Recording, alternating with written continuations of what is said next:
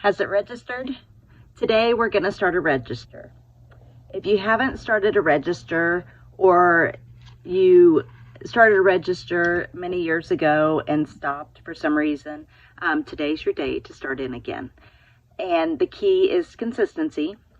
And so, and try not to make it complicated, because it's not complicated. If you've had troubles before, this is the easy way. So, everybody does it differently, I'm sure. However, I'm going to show you how at one point I actually had stopped doing a register for about 9 years and started back in again many years later. And it's not complicated to get started again. Or if you're just now getting started on a register,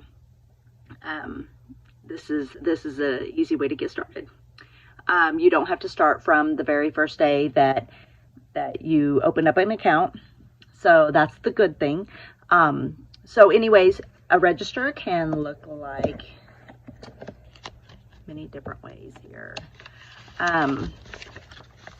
It could be just a simple little register that comes with your checks, and it gives you plenty of space to do everything. It could be a simple piece of paper, just a blank piece of paper, or you can also get bigger printouts. I'm sure on Google, if you Google registers, blank register templates, I'm sure you can print out larger ones. I like the larger ones myself, but I have for many years used the little ones, and they are sufficient. So anyways, easiest way that I can tell you is to just go on, either if you have online banking, just go ahead and pull up your account, and up at the top, I assume it's at the top on yours as well, but up on the top there, you're going to have your current balance, your most recent balance. So I'm going to go ahead and show you on this one, because you may not be used to the one like I have. Up in the corner, you're going to put your most current balance. That's the current balance. You can look on your bank statement, the one that's printed out for you, and it's going to show you a current balance. Just go ahead and put that up at the top. The next thing is we're going to move forward. We're not going to go back. We don't have to go back to our past expenditures. So what I'm going to request that you do whenever you're ready to start this, and it is a consistency in stewardship, each day as you make a spender, do some spending, whether it be writing bills, going to Walmart, going to fill up for fuel, going to, whatever expenditures you have, each day you're going to list them. While you're listing your expenditures, and don't forget, because every time you forget, that's going to be something that's going to pop up on, your statement or your online banking, and you're not going to have it in here, and you're going to have to add it later, and it's going to be a surprise when it comes in. This way it's not a surprise. So also any auto debits that you have coming in each time, which I personally like keeping a separate page for auto pay. That way each month I can check off and write in, and it's not a surprise as well. But anyways, there are going to be checks coming in on a regular basis. It may take up to a month or two to get it all complete, but as the checks that you have previously written, they will show up on your statements. And when those show up, you can even go on your online banking daily, and as those show up, you go ahead and deduct them. Or if you have deposits that have automatically showed up, then you can go ahead and add them in at the time. It's very important to know where your account's sitting on a daily basis. It's, like I said, it's part of stewardship. It's biblical. You are welcome to go, find the verses. They are in there. So anyways, that's the exciting part. I love exciting parts. And anytime there's scripture to back up daily, daily life, that's the living word. And we are living in the current times with that word. So anyways, it may take a couple of months, but those checks that you have previously written will be coming in. Any fees that might be charged, if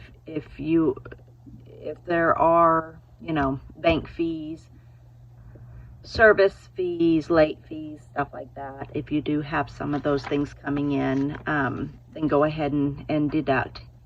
It's very important to know where you stand. And especially before we start a budget, we need to know where we need to start. So anyways, it's not complicated. It's not meant to be complicated. Again, put your current balance at the top.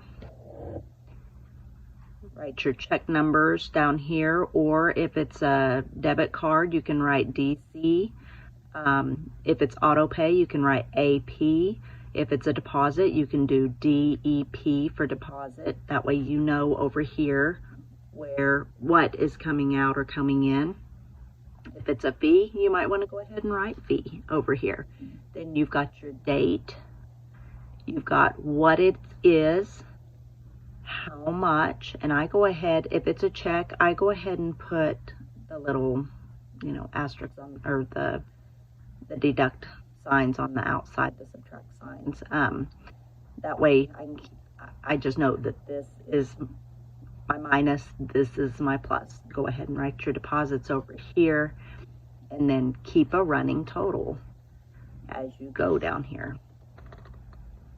Anyways, if you're doing it from the online banking, you can actually go ahead and on a daily basis, and it takes like 2 minutes. If you're doing it every day, it takes like 2 minutes, and you go ahead and do your adding and subtracting over here for your total.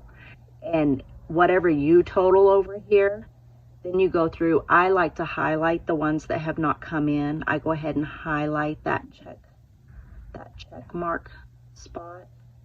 Any that have not come in, I go ahead and highlight it. When you get your total over here, then you take that total. If you have something highlighted in the deduct, you're actually going to add it back to the total. And it's totally opposite than what you're doing over here. But this is to double check to your balance on the online. So if you take that total, if you have outstanding that you have written that have not showed up on your statement or your online, go ahead and add it back into your total.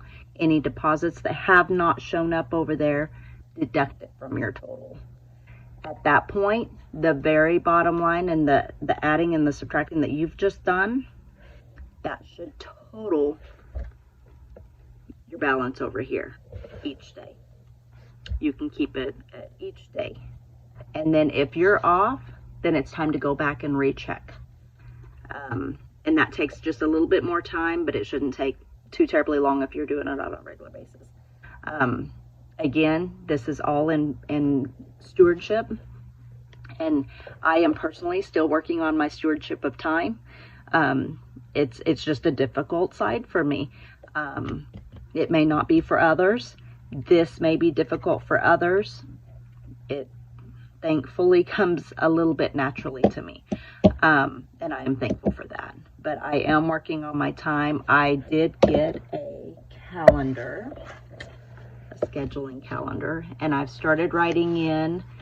I used the stuff that we taught last time with beginning a budget, which we will be looking for that because I am going to go ahead and start in on the budget side of it again. But I thought it was very important. I felt led to show you how to do a register. If you ever have any questions, just give me a shout.